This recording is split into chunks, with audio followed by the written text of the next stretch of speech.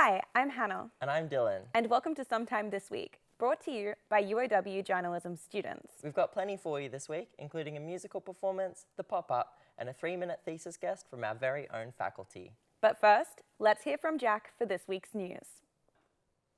Thanks, Hannah and Dylan.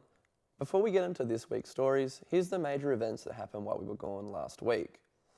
On September 10th, American right-wing activist Charlie Kirk was fatally shot during the debut of his new speaking and debate tour while at Utah Valley University. While engaging with an audience member on the topic of gun violence in America, Kirk was shot by a gunman that was suspected to be a 22-year-old Utah resident who was arrested 2 days later. This incident comes at a time where political violence is increasingly rising in the United States. Starting on the 8th of September, Nepal would go through a number of protests fueled by a nationwide ban of social media platforms. The majority of these protesters were younger Nepalese people who were frustrated with corruption and allegations of mismanagement of public funds in their government. After a week of protests in the country, multiple politicians had resigned and the aforementioned social media ban was lifted. Unfortunately, there were 72 total deaths and over 1,000 injuries from the protest. Now it's time for this week's stories. Yesterday, a major UN report has found that Israel has committed and is committing genocide in Gaza. According to the United Nations Commission of Inquiry's alleged most authoritative assessment to date, concluded that Israeli authorities have, quote, intended to kill as many Palestinians as possible. The report goes on to say that Israel has targeted civilians and children and contributed to mass killings of people in Gaza. The UN also found that Israel had deliberately blocked aid of water, food and medicine to bring about the supposed destruction of Palestinians. This comes as the same day as Israeli military launched a ground offensive into Gaza City. The Kiama state by-election has concluded as Labor's Caitlin McKerney will take her seat in the Legislative Assembly after the resignation of disgraced MP Gareth Ward. Liberal candidate Serena Coakley conceded defeat on election night along with her party leader Mark Speakman. The victory for Labor comes as they hold the seat of Kiama for the first time in 14 years. After meeting last week concerning the possibility of new 30km/h speed limits in key areas around Wollongong, focusing on town centres and school zones, the debate has moved on this week to all residential zones. After discussing the idea of new 30km/h speed zones, Wollongong councillors have moved on to suggest making, quote, all residential streets go under this new ruling.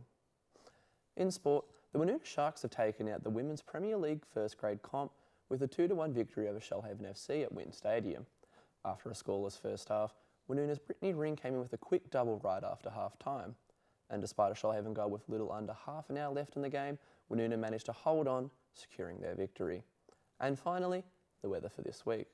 While it's getting warmer and sunnier, there's still a possibility for a few showers this week as the chance of rain hovers around 30% for the next couple of days. Most of the week will have a decent amount of sunshine, with the weather maxing out between 20 and 24 degrees, but winds will pick up towards the weekend. I'm Jack Turner, and this has been your Sometime This Week news update. Thanks for that, Jack. I definitely won't be getting to uni on time if they change the speed limits. Me either. It's hard enough as it is. Anyways, next up we have Lucy Rouse coming into the studio to present her 3-minute thesis. In 1964, journalist Paul Johnson described a group of young fans as screaming themselves into hysteria and representing a fearful indictment of the education system. The fans Johnson was describing here were Beatles fans, only the best-selling band of all time. While the world laughs at young fans, they have proven to be underappreciated cultural tastemakers. My thesis fills this gap in understanding. Young people are changing the way that we read by interacting with fiction on social media, and my research questioned what this might mean for the future of reading. I found that reading in the digital age is young, visible, and most importantly, collaborative. I used social media data collection and language analysis to observe how readers of the new adult romance genre interacted with fiction online, particularly on video sharing app TikTok and its internal reading community BookTok. New adult romance targets readers between the ages of 18 and 29. A Publishers Association survey of this same age group reported that almost 2/3 of respondents claimed that BookTok helped them discover a passion for reading. By analysing the emotional language used in social media comments and reviews, my thesis found that books with active online communities correlated with higher sales. Fans were using their passion to popularise fiction. This finding raised another question. Why are young fans so invested? When BookTok is used to market a novel, the publication process becomes much more visible. Readers feel like they are part of the book's creation. For example, in 2021, author Alex Aster posted a TikTok teasing a book she was writing called Lightlark. In the video, Aster describes the book's plot and asks if anyone would read it. The video garnered over 7,000 comments begging for it to be published, and the still unfinished book was at auction within the week. Aster gave readers the novel's first chapter as a reward, but also to proofread, asking for feedback and design ideas for the cover. Lightlark sold more than 24,000 copies in its first week of publication and has grown into a multi-novel series. BookTok has allowed young readers to take control of their favourite books. Fans are informing publishers of what will be successful, telling authors how to write, and circulating the final work through online community interaction. Therefore, not only do young readers feel like they're part of a book's creation, in the digital era, they actually are. Thank you. And we're joined with Lucy in the studio now. Thanks for coming in. Thank you for having me. That was a really cool presentation, super engaging, really interesting stuff. I just thought I would start off with asking the big question. Obviously, we're talking books, we're talking BookTok. The ABC is taking their hottest 100 books of the year. Have you voted? I haven't. Are you planning on voting? I do want to, but the thing is, I'm not looking at kind of BookTok. I feel like Australia and Australian fiction kind of gets a little bit disregarded in the conversation. So I feel like I'm not an expert in it. So yeah, I think I need to go do my research and then maybe highlight some Australian authors in there. And because you're focusing on literature and reading in your profession, do you feel like it takes the spark and the fun out of it a little bit? To a certain extent, because I look at romance, it's always kind of like I guess the difference between picking up a romance for fun and picking up a romance for work. I think I'm always trying to think critically about low culture. I think that's kind of my bread and butter, is making sure that these works, which are particularly targeted towards kind of young female readers, aren't being disregarded in terms of their like cultural capital. So I am always reading critically, but sometimes it is like, oh, I have to read another romance. They're going to fall in love at the end.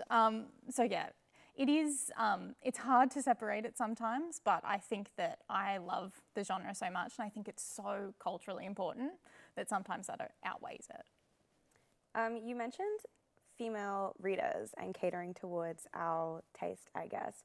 What would you say are like the common themes that are actually starting to click, that are engaging women with reading?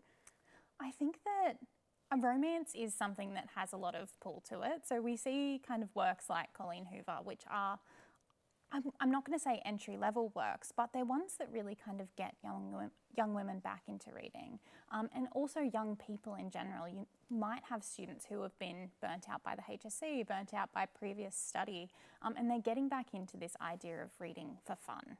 So when we kind of think about the concept of reading, there's a misconception that to be reading critically and to be reading things that are valuable, we have to be reading the classics. We have to be reading, you know, The Great Gatsby, Frankenstein. But at the heart of the matter, all reading is good reading. All reading is going to kind of make you more aware of the world, aware of culture.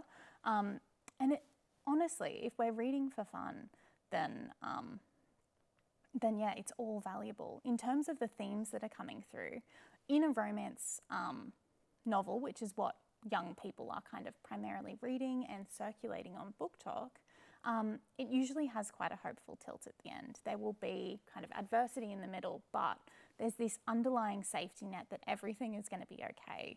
And I think in our kind of difficult world at the moment, that hope and that escapism is something that is really valued. So yeah, in terms of romance, I think that's the main theme, but we also do have women's fiction just kind of covering topics that are kind of politically relevant. There is resistant works.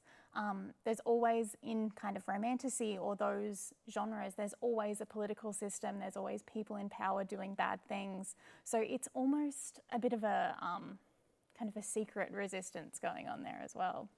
Yeah, absolutely. I was really invested in BookTube in high school. Do you find that people using social media and platforms like that to kind of find the books that they read creates kind of an echo chamber and stops like emerging writers from getting successful at all? Yes and no. So it's tricky because when we think about TikTok as a platform, TikTok is it's a platform that you don't have to have a following on to promote a book, to kind of share content. You see all of these kind of videos popping up on your Instagram reel or your Instagram reels where you go to their account and they've got maybe 6 followers. So the short form video algorithm is actually really unique in the sense that it can pick things up which don't have kind of like a large follower base behind it. So in that sense, it is more accessible for kind of indie authors to say, hey, I've written this, you might like it, here's a plot summary. But at the same time, we do have authors like Sarah J. Maas, or authors like Colleen Hoover, who are kind of appearing in all of these short form recommendation videos. And then you get outrage on reviewing platforms because it's like, I had, 10 different book talkers recommend this book to me and I think it's rubbish. Why are we all giving it so much attention? I think that social media as kind of like an entity is something that we don't really have the tools to understand yet, but it's interesting in the way that it's kind of manifesting for publishing and literature as a whole. Yeah, absolutely. Yeah. You earlier you touched on the collaborative aspect of book talk, and I think when people picture reading, it's sitting alone in your room, it's isolated, you're up at night with your little reading light, you're by yourself, but that's not really what we're seeing with book talk, and people are coming together. Did you have any thoughts on like the way that we can collaborate through book talk? I think for me and kind of my observations of the platform, book talk is so interesting in that it kind of increases the accessibility of social reading. So while people have always kind of been sharing reading practice through, book reviewing in more kind of formal or published newspapers or book clubs, book talk is kind of lowering those barriers to entry. So you don't need to kind of get a recommendation from a friend to read a book, you get a recommendation from someone online. So it's making these communities more accessible. Anyone can kind of sign up for a TikTok account and start scrolling on book talk. But at the same time, it's almost taking away those kind of conversational natures of book sharing. So the community has changed a little bit in the kind of shift to the digital. So it has kind of streamlined the process, but in that we've almost lost some of the conversational depth. I think though, it can be used to revive books, to give books a second chance, to popularise things, and again, to kind of pay attention to those smaller niche authors who may not have been in the kind of traditional reading zeitgeist. Yeah. I mean, even as a reader, when you finish a book, you can then go to book talk and get more content, Yes. which is like the best thing ever because then everyone can, have their 2 cents. And even like the people who are making videos to different sounds that are like as the characters and stuff, like I love that because then you just get more of it and the book doesn't just have to end there. Yes. And then there's things like cosplay and things like that as well. I also I love logging stuff on Goodreads, and that keeps me motivated to read. Having the yearly goal and stuff like that. I always call it like the adult premiers reading challenge. It's like, Literally. it scratches that itch for me. As like a previous big premiers reading challenge kid, I'm like, Goodreads is my bread and butter. It's so good. Have you got any book recommendations for our audience? I have one. It was my book of last year. It's called The Rachel Incident by Carolyn O'Donoghue. It is so good. It speaks about, I'm going to say a teacher-student relationship, but not in the sense that you would think. It's extremely funny. It's set in 2008 GFC Ireland in Cork. I really recommend the audiobook. It's sensational. So good. I'm actually glad you mentioned audiobooks because I was going to ask if you were a Kindle or a physical copy of a book or even an audiobook kind of girl. Where do you think? I'm an audiobook kind of girl. Yeah. I love to kind of and again, a lot of my kind of PhD research is about accessibility in reading. So TikTok is increasing the accessibility in kind of finding reading communities, but audiobooks are increasing the accessibility of reading as well. So I love to listen to audiobooks while I'm driving. It makes the drive go so much quicker. And when I was actually reading for my thesis, like in the very early stages, I got so into the whole audiobook thing that I couldn't read an academic article without having it read to me. So I would put it through text to speech and get it to read it out to me at like 5 times speed.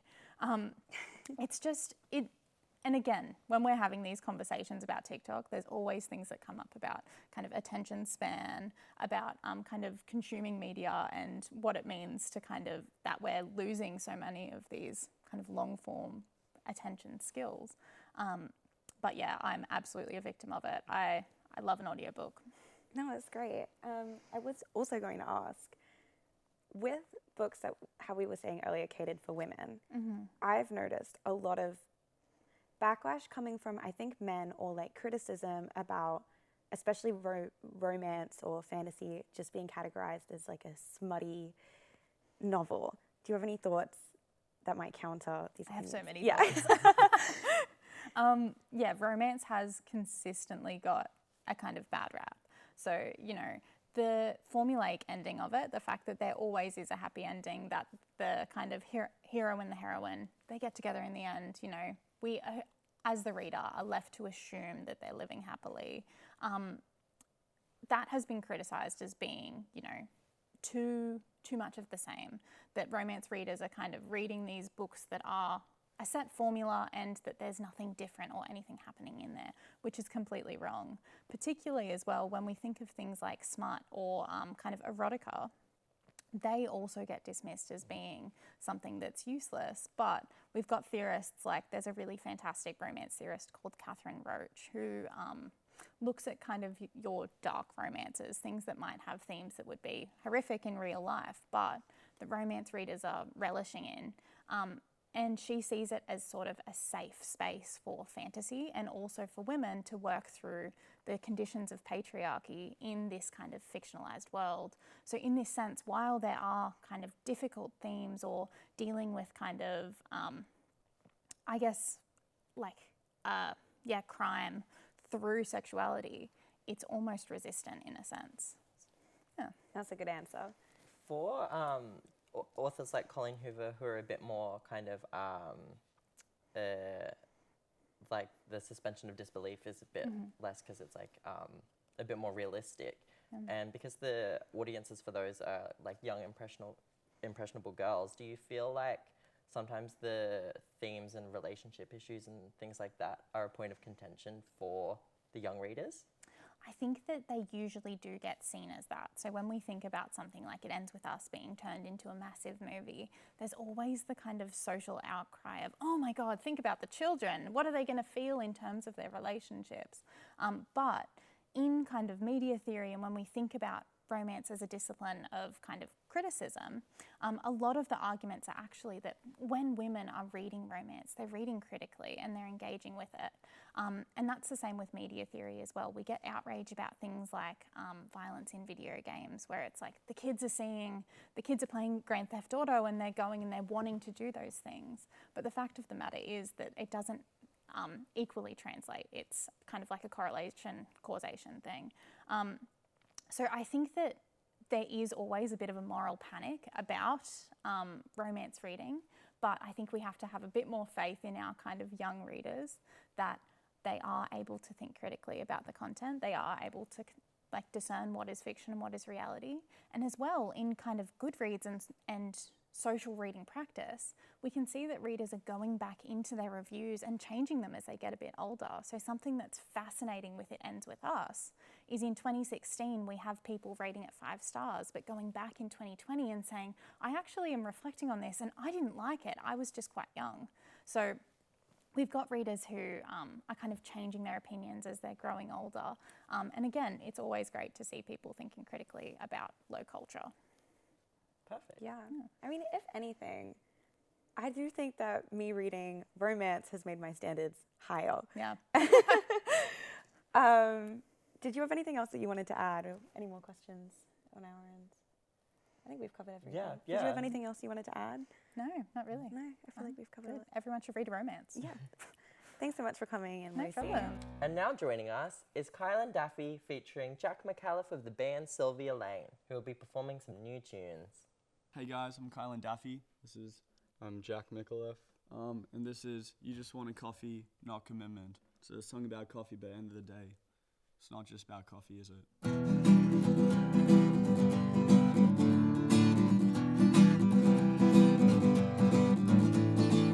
You said you want to catch up, didn't realize you meant from a distance. Never did a fuck up, your eyes locked focus on the entrance. You talk like we're casual, sip with intention. Order a long black, go back on the sugar with a side of softcore rejection. The only one coffee, not conversation in the nighttime. They say that we're not dating, something in my drink doesn't taste fine. You drew our pot to my phone and said we should just be friends. The barista knows the pain, but still spell my name wrong again. Still spell my name wrong again.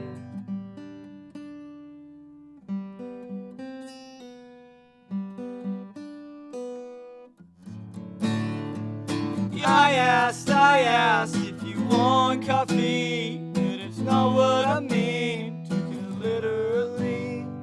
You asked to order please, something lactose free, but it's me you didn't want, it's me you didn't want. It's 3:30 now when they asked us to leave, but just one more drink, or how about a few more months? Cup's half empty, but it's how you perceive. Maybe there's more to see than what's stained on the mug. Stained on the mug. Stained on the mug. The only one coffee, not conversation in the nighttime. They say that we're not dating, something in my drink doesn't taste fine. You drew our parts on my phone and said we should just be friends. The barista knows my pain, still spell my name wrong again. Still spell my name wrong again. I asked if you want coffee, but it's not what I mean, you took it literally.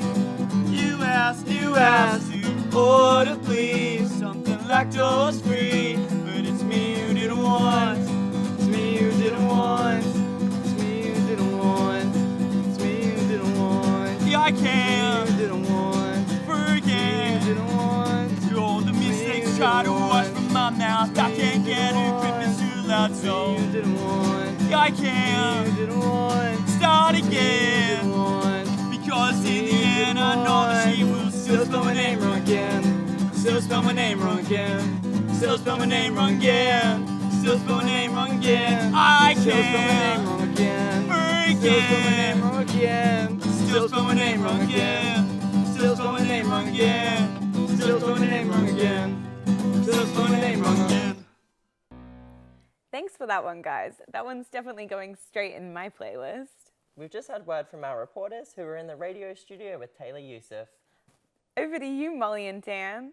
We have Taylor in the studio now. Hi, Taylor. Thank you so much for coming on such short notice. Oh, thank you both. Nice to meet you all.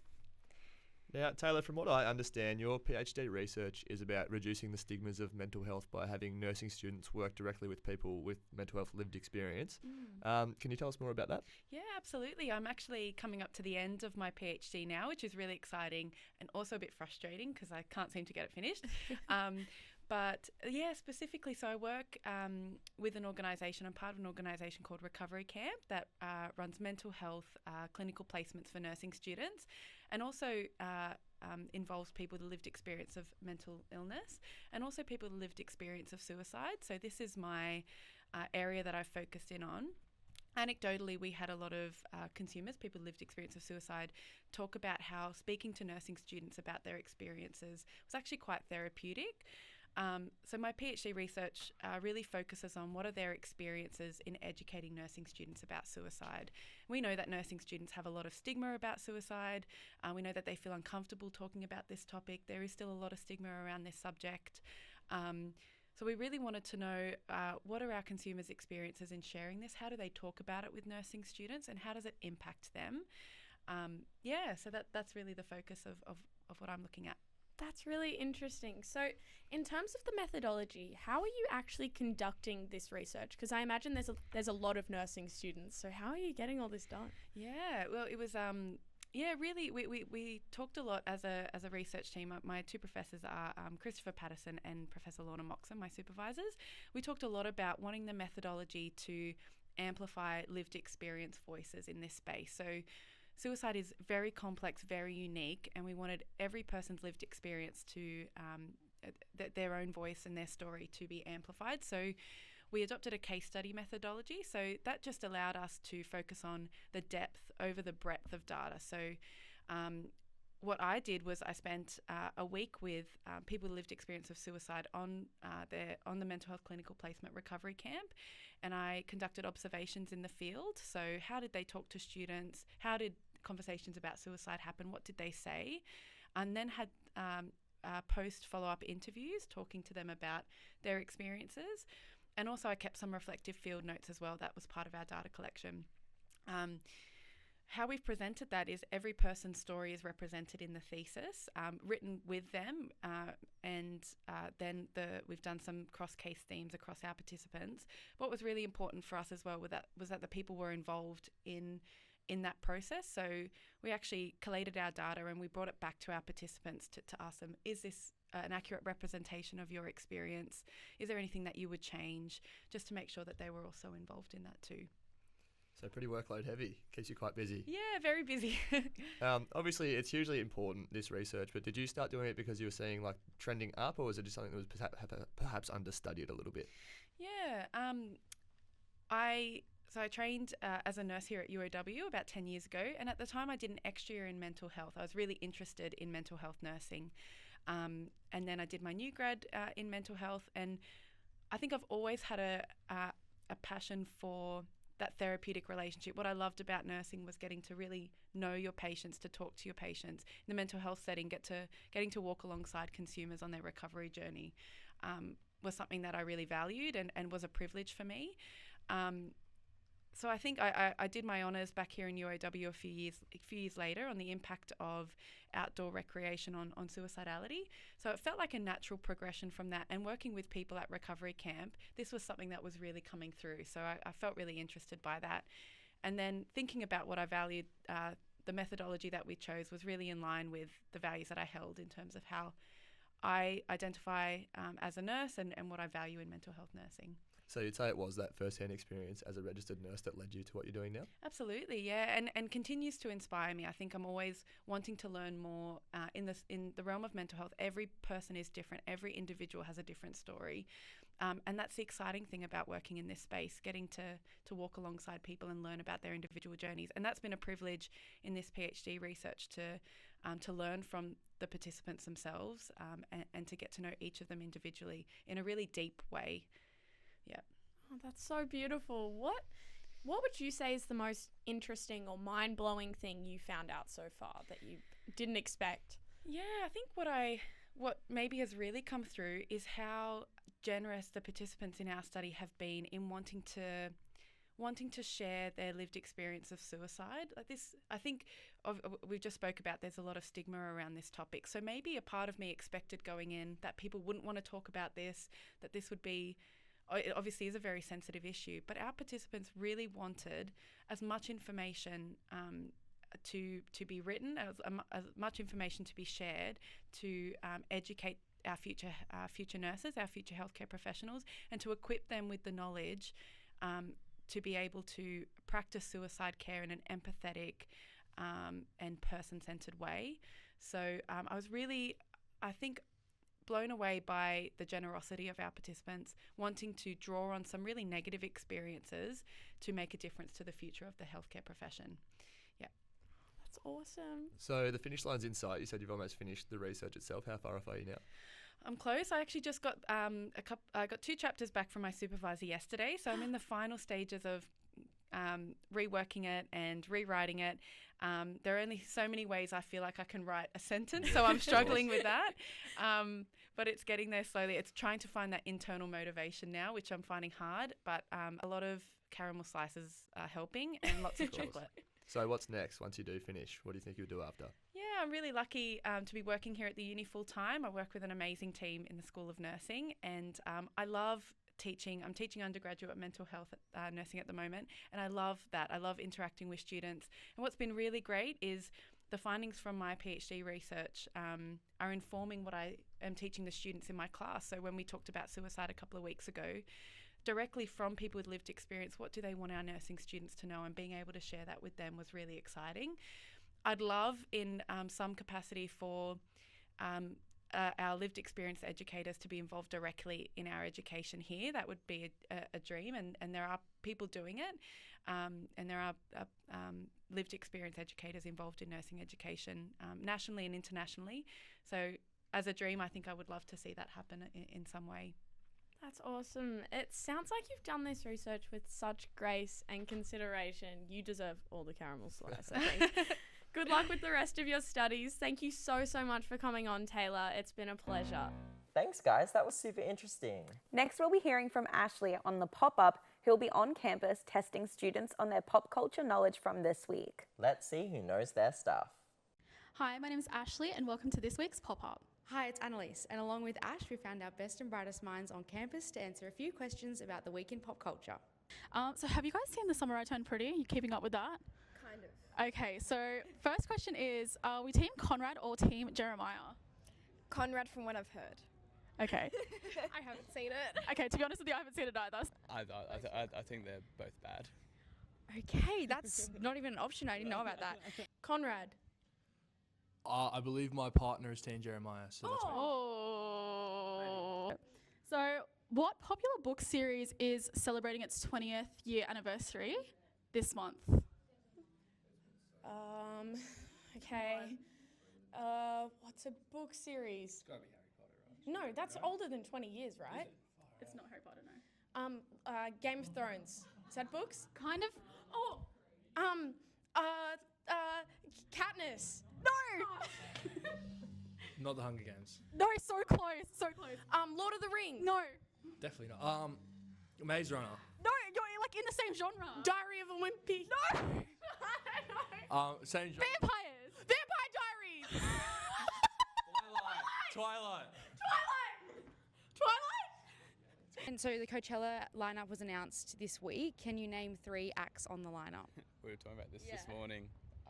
Sabrina Carpenter. Disclosure, and I was looking at this one. Roy Lotus is there as well. Sabrina, Cat's Eye, Leve. Those are my 3. Slow. Sabrina Carpenter, Central C, The Strokes. Turnstile, Justin Bieber, and I want to say Jane Remover. Okay, a really popular chain actually opened up in Wollongong this week. I think it's being long awaited.